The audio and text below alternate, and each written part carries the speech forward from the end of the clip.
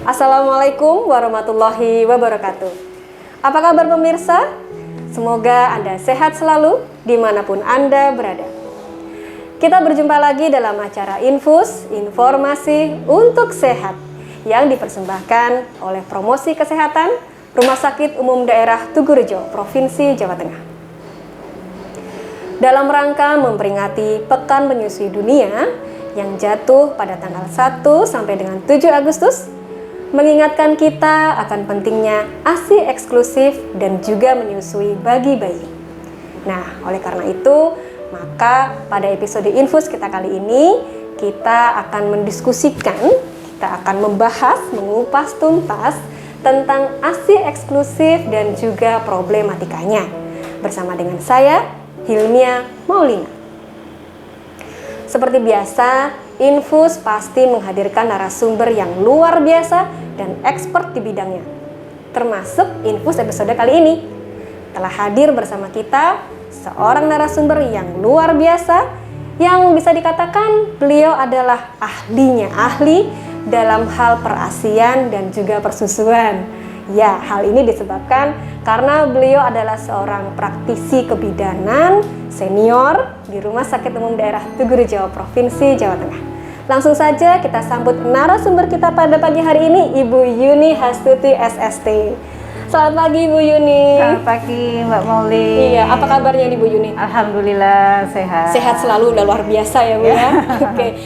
Sebelum kita diskusi lebih lanjut nih Mbak Yuni ya, boleh saya nanya dulu, ini enaknya saya manggilnya Mbak atau Ibu atau gimana nih? Boleh apa aja. Oh, boleh apa aja. Mbak, silakan, mau Ibu juga boleh. Oke, baik. Kalau boleh saya panggil Mbak aja kali ya, biar kesannya Ya, itu lebih mudah gitu ya. Iya betul, tahu aja. Oke, sepakat ya. Baik. Oke, kembali ke topik ya Mbak Yuni ya. Tadi di awal kan saya sudah sedikit menyinggung nih tentang ASI eksklusif, Pekan Menyusui Dunia gitu kan. Sebelum kita ngobrol lebih jauh ya, Mbak Yuni bisa jelaskan dulu deh ke kita, apa itu yang disebut dengan ASI eksklusif? Ya. Begini Mbak Maulin, kita memang sudah gencar-gencarnya, seperti rumah sakit kita juga adalah rumah sakit sayang ibu dan sayang bayi. Jadi di rumah sakit kita juga menggalakkan ASI eksklusif, bahkan ASI eksklusif itu juga sudah termasuk indikator mutu di rumah sakit kita. Oh gitu ya. Ya, jadi ASI eksklusif sendiri itu adalah kita memberikan ASI selama bayi berumur 6 bulan tanpa tambahan cairan apapun. Oh, jadi hanya full ASI saja? Full ASI, ya, full ASI saja. Ya. Full ASI saja, jadi tanpa cairan apapun itu, walaupun hanya air putih, madu, ataupun sekedar sari buah, itu juga tidak boleh. Jadi hanya ASI saja. Oke, kenapa sih Mbak harus ASI eksklusif? Emang ada apa sih di dalam kandungan ASI itu Mbak? Ya, memang harus ASI eksklusif karena di dalam ASI itu sendiri ada kandungan yang luar biasa yang bermanfaat untuk ibu maupun untuk bayinya. Oh gitu ya. Ya, untuk bayinya sendiri di situ akan menambah kekebalan. Kekebalan bagi bayi. Kemudian dia juga akan ada berat badannya jadi ideal. Karena biasanya kalau bayi yang minum PASI atau susu formula dia akan cenderung lebih gemuk atau obesitas. Oh gitu ya. Ada kekebalannya. Kemudian ada kandungan lemaknya yang bisa menyebabkan meningkatkan kecerdasan. Jadi untuk kecerdasan bayi, kemudian juga bayi tidak akan alergi dengan susu ibu. Kadang-kadang kalau dengan susu formula, bayi itu ada yang alergi. Kemudian untuk ibu juga ibu itu khasiatnya juga banyak, luar biasa juga.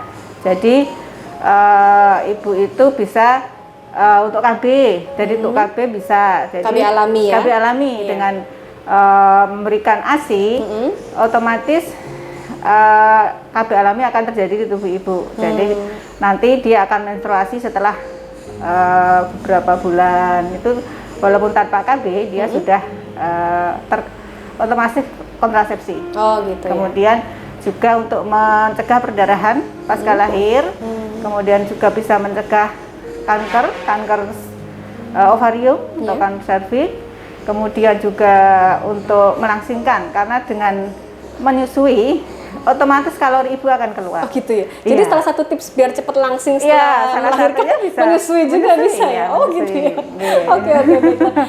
Iya. Ada lagi Bu Yuli? Ya, saya kira itu. Itu aja ya. Oke. Oke, baiklah. Jadi kalau bisa saya simpulkan, ASI eksklusif itu tinggi nutrisi ya, Ya, tinggi bisa nutrisi. meningkatkan daya tahan tubuh si bayi, terhindar dari berbagai penyakit juga ya. Iya. Termasuk mencerdaskan bayi juga ya, Bu ya. mencerdaskan Oh, bayi. luar biasa ya. Dari penelitian itu, dari bayi-bayi yang diberikan ASI eksklusif sama yang diberikan formula, kecerdasannya lebih bagus bayi-bayi yang Memang tampak berbeda gitu Iya. ya. Oke, oke. juga termasuk kesehatannya. Bayi-bayi yang diberikan ASI eksklusif otomatis dia akan daya tahan tubuhnya kuat. Seandainya dia pun terserang penyakit, jadi bisa mungkin cepat sembuh ataupun tidak parah begitu. Oke, baik. Nah, tadi kan Mbak Yuni sudah menjelaskan pentingnya ASI eksklusif gitu ya. Cuman kan kadang masih beredar nih komentar-komentar dari warga net gitu ya, bahwasannya kenapa sih harus ASI eksklusif gitu. Padahal kan saat ini ya, kalau kita ketahui di pasaran itu banyak beredar susu formula yang mungkin sudah dicampur dengan berbagai macam nutrisi sehingga kualitasnya juga nggak kalah oke gitu loh dengan ASI. Nah, menurut Mbak Yuni gimana nih? Ya, memang saat ini banyak sekali ya, banyak sekali susu formula dari berbagai macam merek. Bahkan dari banyak mama ambasador dari artis-artis yang mempromosikan susu formula. Nah, tapi walaupun sebagus apapun susu formula, di situ ada satu komposisi yang tidak ada di susu formula, itu adalah imunoglobulin. Jadi imunoglobulin itu untuk zat kekebalan tubuh bayi. Jadi di situ kelebihan ASI yang tidak akan bisa ditemui di susu formula adalah imunoglobulin. Oh gitu ya. Jadi Oke. memang luar biasa khasiatnya. Oke, baiklah. Nah, kalau habis dengar penjelasan Mbak Yuni ini, tentunya pemirsa Infus pasti langsung termotivasi nih. Oh, saya harus ASI eksklusif buat anak saya, gitu kan? Iya. Nah, cuman muncul problem baru nih Mbak Yun. Nah, bagaimana halnya dengan para ibu bekerja yang dituntut harus bekerja di luar rumah? Nah, ini ada solusinya nggak Mbak? Biar bisa tetap memberikan ASI eksklusif, tapi juga tetap bisa bekerja. Ya, memang kendala bagi ibu yang bekerja adalah saat kita mau berangkat lagi bekerja ya, tadinya cuti, saat cuti kita bisa setiap hari menyusui, setiap hari bisa memeluk anak-anak bayinya, tapi di sini walaupun ada hambatan, kita tetap ada solusinya. Jadi solusi di sini kita bisa istilahnya ada manajemen memberikan ASI eksklusif Mbak Maulin. Oke. Jadi yang pertama kita harus saat masih cuti kita persiapkan dulu, persiapkan, kita belajar bagaimana cara memberikan ASI di saat kita bekerja, kemudian kita mencari perlengkapan peralatan yang digunakan nanti saat kita bekerja kan perlu dipumping ASINya. Diperah ya? Ya, diperah. Oke. Nah, ASINya perlu diperah. Jadi kita harus sudah siap alat-alat dan sebagainya. Kemudian juga kita sudah harus memulai stok ASI di rumah. Stok ASI di rumah. Jadi jauh-jauh hari harus stok dulu ya? Harus stok ASI dulu di rumah sebelum kita bekerja. Jadi ini yang terpenting saat kita sudah stok ASI, kita harus tahu bagaimana cara penyimpanan ASINya. Jadi kalau ASI yang di suhu ruangan biasa itu kira-kira bisa bertahan hanya sampai 4 jam. Kemudian kalau kita taruh di box cooler itu ya, pendingin itu ya. Pendingin itu kalau ada ice pack-nya itu bisa 24 jam. Kemudian kalau di kulkas ada di chiller itu bisa bertahan sampai 4 hari. 4 hari yang suhunya kurang lebih 4 derajat ya, itu 4 derajat. Kemudian kalau kita taruh di freezer itu bisa bertahan sampai 6 bulan. 6 bulan itu dengan suhu kulkas yang kira-kira di min 18 derajat. Lama juga ya, sampai 6 bulan ya? Sampai 6 bulan. Jadi Oke. kalau kita sudah menabung dari awal, insya Allah kita nggak akan kekurangan di situ. Nggak akan kekurangan stoknya. Kemudian selain itu kita juga harus mempersiapkan alat-alat untuk pumping di kantor. Peralatan tempur nih ya. Ya, peralatan tempur saat kita sudah bekerja. Oke. Kemudian kita juga harus memberikan ASI secara langsung walaupun sudah bekerja. Jadi nanti misalnya kita mau berangkat bekerja, kita mau memberikan ASI dulu pada bayinya. Kemudian di malam hari saat kita sudah di rumah, kita juga memberikan ASI. Walaupun nanti kalau ada kelebihan tetap kita pumping dan kita simpan. Kemudian catatannya kalau kita menyimpan ASI itu harus kita tuliskan kapan kita memerah jamnya, kemudian juga tanggalnya. Oke, jadi biar bisa mengkira-kira expirednya gitu ya Mbak ya. Jadi saat nanti penggunaan kita mulai yang diperah lebih dahulu. Oh gitu. Yang diperah lebih dahulu kita gunakan dahulu. Nah selain itu kita juga harus memberikan pengarahan atau kepada keluarga di rumah yang nanti akan merawat bayi. Jadi atau kepada pengasuhnya bagaimana cara kita memberikan ASI yang sudah kita perah itu. Nah, itu gimana caranya, Mbak? Soalnya kan tadi ASINya kan disimpan di lemari es ya. Tentunya kan posisi dingin nih. Nggak mungkin kan dingin-dingin kita kasihkan ke bayi. Caranya gimana nih, Mbak? Ya, nanti ASI yang sudah ada kita simpan di kulkas, kemudian kita ambil dulu, kita pilih dulu mana yang dahulu kita perah. Kemudian kita hangatkan. Bisa dihangatkan dengan air yang mengalir boleh. Jadi kemudian kita taruh di mangkok atau apa yang ada air hangatnya. Oh, direndam ya? Direndam dengan air hangat. Jadi saat ASI sudah mencair dan dalam kondisi hangat, baru kita kasihkan ke bayinya. Jadi kondisi susu tetap harus hangat seperti halnya air susu alami dari ibunya gitu ya? Jadi nggak ada perbedaan suhu tubuhnya tetap sesuai dengan suhu tubuh bayinya. Kalau kedinginan nanti kasihan babinya. Baiklah. Tadi kan Mbak Yuni sudah menyampaikan bahwasannya ASI yang disimpan itu harus ditulisin tanggal pengambilannya kapan gitu kan, bisa disimpan sampai 6 bulan. Cuman kan kita patokannya nggak cuma dari tanggal pengambilan aja ya. Tentunya kita juga harus ngeliat nih kualitas si ASI ini sebelum kita berikan ke bayi gitu kan ya. Kira-kira masih layak dikonsumsi atau tidak gitu kan. Nah, gimana caranya kita bisa tahu nih Mbak? Kan kadang ada yang nggak sampai 6 bulan tapi kondisi sudah rusak kan bisa jadi ya Mbak ya. Gimana caranya kita bisa ngecek ini masih layak atau tidak? Memang ini hal yang penting ya, karena kalau kita memberikan ASI yang sudah basi nanti akan berakibat tidak baik pada bayinya. Jadi ada cara bagaimana kita mengetahui bahwa kondisi ASI itu masih bagus atau sudah rusak. Jadi penampilan ASI saat kita taruh di dalam kulkas itu nanti akan ada 2 lapisan, Mbak. Jadi 2 lapisan itu dia yang di atas akan lebih kental, yang di bawah itu cair. Nah, saat kita menghangatkan, kalau kondisi susu itu ASI itu masih baik, dia akan tercampur sempurna. Jadi akan tercampur, akan terlihat seperti ASI yang baru kita perah di situ. Tapi kalau ASI itu sudah rusak, jadi 2 lapisan ini akan terpisah. 2 lapisan ini akan terpisah, jadi di atas yang kental tetap di atas, yang cair tetap di bawah. Nah, kemudian kalau kita berusaha mencoba mengaduk ini nggak akan bisa bersatu. Tapi kalau ASINya itu masih bagus, dia diaduk itu bisa bersatu. Jadi dia tidak akan bersatu, kemudian ada gumpalan-gumpalan. Nah, itu tanda bahwa ASINnya itu sudah tidak baik. Sudah nggak layak ya? Ya, tidak layak. Selain itu bisa juga kita mencoba mencicipi atau mencium. Mencium baunya. Jadi misalnya kita mencoba mencicipi ASI yang baru kita perah, rasanya seperti itu. Jadi mungkin kalau kita ASINya itu sudah tidak bagus, mungkin ada rasa asam-asamnya atau baunya itu akan berbeda.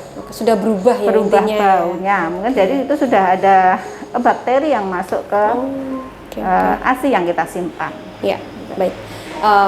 Tadi ya cara kita mengecek ya Mbak ya, supaya kita nggak salah ngasih. Jangan-jangan ASI sudah expired dikasih ke bayi. Aduh, jadi masalah nanti. Jadi masalah nanti bayinya. Bukannya sehat malah jadi sakit ya. Betul. Baik. Mbak Yuni, pertanyaan selanjutnya nih Mbak Yuni ya. Bagaimana sih caranya kita tuh bisa mengetahui bahwa ketika kita memberikan ASI, ternyata volume yang kita berikan itu sudah mencukupi untuk si bayi, dalam artian bayi ini sudah kenyang gitu. Karena kan yang kita tahu bahwasannya kadang bayi cowok itu kan dia butuh konsumsi ASI lebih banyak dibandingkan dengan bayi cewek gitu kan ya. Nah, gimana nih Mbak caranya biar kita bisa tahu Mbak? memang kadang ada yang belum tahu ya bagaimana mengetahui oh anak saya ini sudah cukup belum ya ASI-nya, kok sudah diem, sudah diem. Nah, memang ada beberapa hal yang perlu kita ketahui kalau anak kita itu sudah, bayi kita itu sudah kecukupan ASI. Salah satu indikatornya kalau kita timbang, mungkin setiap pekan itu ada perubahan berat badan. Jadi dia ada kenaikan berat badan, Mbak Maulin. Iya, iya. Dari ini ya, KIA itu ya? Ya bisa. Dari KIA bisa, atau mau kita timbang sendiri, atau timbang ke fasilitas kesehatan boleh. Kayak posyandu gitu ya? Jadi setiap minggu itu ada perubahan kenaikan berat badan. Kalau memang ASI-nya mencukupi. Kemudian bayi itu akan tampak tenang, nyaman, seperti itu. Kadang dia bahkan sampai bisa tertidur pulas saat bisa menyusui. Ya. Makanya kadang kalau kita menyusui itu, oh bayinya sudah tertidur pulas gitu. Jadi dia salah satu tanda bahwa dia sudah mencukupi ASI-nya. Kemudian untuk frekuensinya buang air kecil atau pipis itu bisa 6 sampai 8 kali selama 24 jam. Itu bisa sebagai indikator bahwa bayi itu sudah cukup untuk ASI-nya.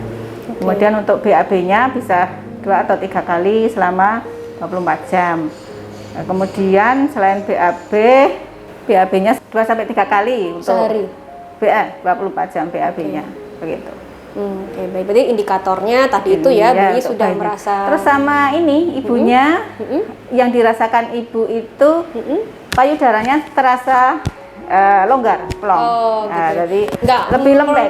Ya, tadinya kan dia keras, mungkin sebelum diminum ASI-nya keras. Jadi setelah dia diminum, bayinya tercukupi, dia akan lebih lembek atau ibunya merasa plong lah, lebih lega. Gitu. Oh gitu. Ya. Oke. Terus gimana tipsnya nih Mbak Yuni supaya ibu itu bisa memproduksi ASI yang cukup untuk bayinya? Mungkin apakah harus makan makanan tertentu atau bagaimana Mbak? Ya, ada tips yang perlu kita terapkan agar ASI itu tetap maksimal walaupun kita bekerja.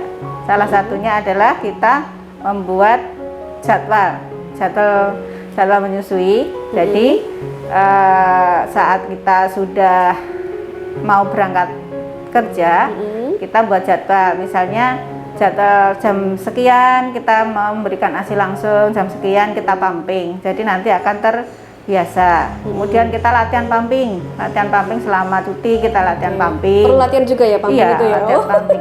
Karena kalau belum terbiasa mungkin juga cara menggunakan alatnya bagaimana, nanti seberapa lama kita pumping gitu sampai seperti apa gitu, nanti kan ada hal yang perlu kita ketahui. Gitu. Kemudian asupan makanan ini di penting sini ya, penting karena memang ibu menyusui harus ekstra kalori paling tidak 300 sampai 400 sehari.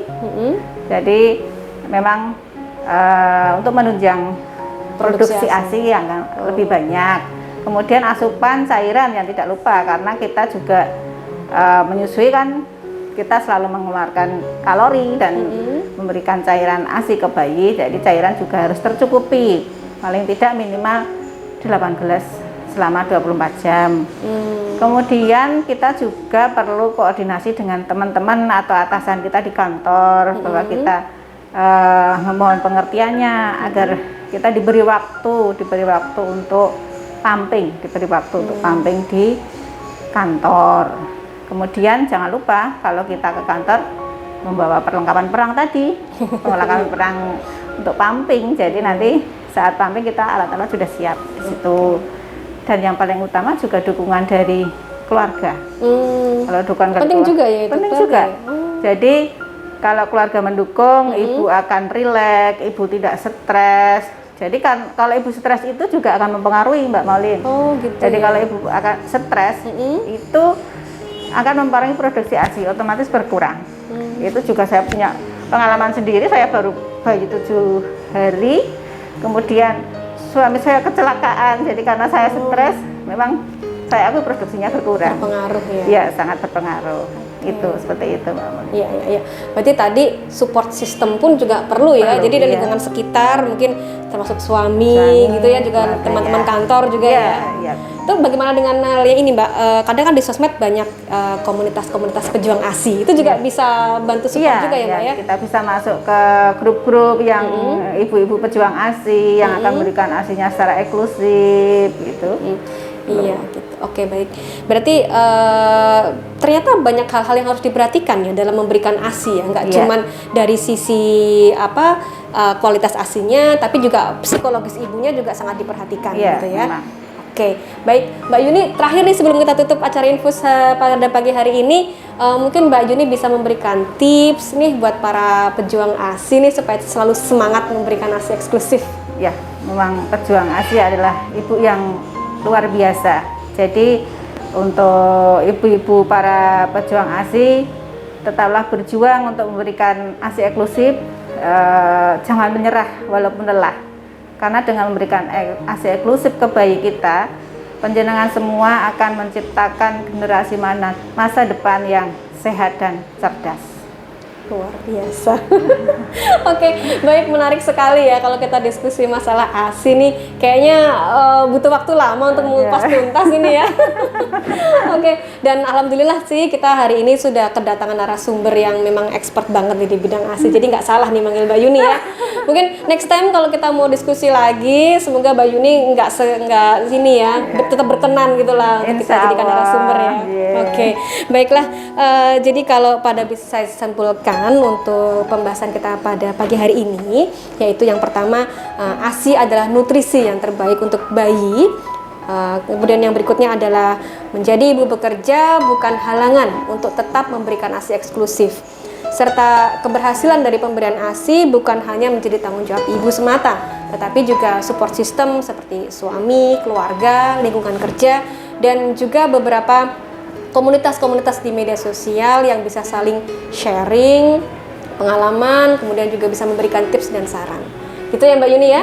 Oke, baik. Terima kasih sekali atas perhatian pemirsa Infus, dan terima kasih juga untuk Bu Yuni. Semoga kita berjumpa lagi dalam episode Infus berikutnya, tentunya dengan topik-topik kesehatan yang tidak kalah menarik, bersama dengan PKRS Rumah Sakit Umum Daerah Tugurejo Provinsi Jawa Tengah. Terima kasih sekali lagi. Wassalamualaikum warahmatullahi wabarakatuh. Salam sehat dari Infus untuk pemirsa.